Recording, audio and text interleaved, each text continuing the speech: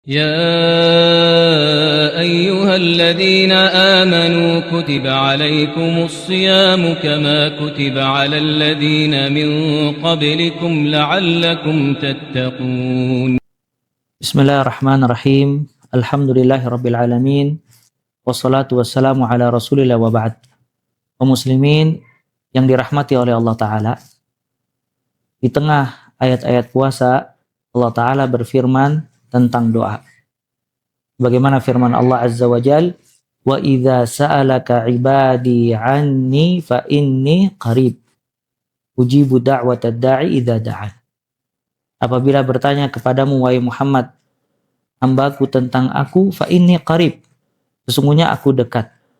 Aku menjawab doa-doa hamba-hambaku apabila berdoa kepadaku.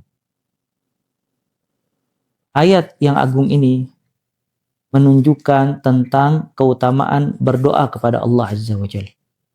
Dan diletakkan di tengah-tengah ayat puasa anjuran untuk banyak berdoa dan meminta kepada Allah Subhanahu wa Ta'ala. Dan doa merupakan inti ibadah. Sebagaimana disebutkan di dalam hadis, ad-du'a wal ibadah. Doa adalah ibadah. Maka sepatutnya bagi seorang hamba di bulan Ramadan ini untuk banyak berdoa dan meminta kepada Allah Subhanahu wa Ta'ala.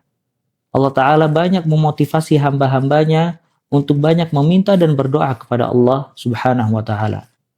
Bagaimana firman Allah Azza wa Jal, ud'uni astajib lakum.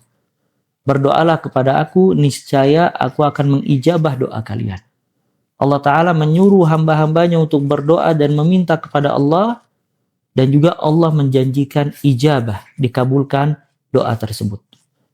Dan Allah tidak suka orang-orang yang sombong, yang tidak berdoa kepada Allah Subhanahu wa Ta'ala.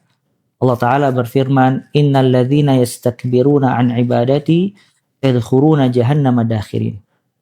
Sesungguhnya hamba-hambaku yang sombong dari beribadatan kepadaku, niscaya mereka akan masuk ke dalam neraka jahanam dalam keadaan hina.